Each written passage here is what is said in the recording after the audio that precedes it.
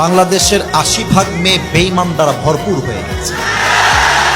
এরা এতটা বেঈমান হয়ে গেছে যে এদের কাছে একজন যুবকের সততা, তার হালাল ইনকাম, তার চরিত্র কোনো ম্যাটারই করে না। বেশিরভাগ মেয়েরা টাকা দেখলে লাফায় পড়ে। যুবক ভাড়া কেন বোন আমার, কেন আপনি টাকার জন্য কেন পাগল হলেন? টাকার সুখ 1 মাস থাকে, আর সততার সুখ আজীবন থাকে। যুবক ভাড়া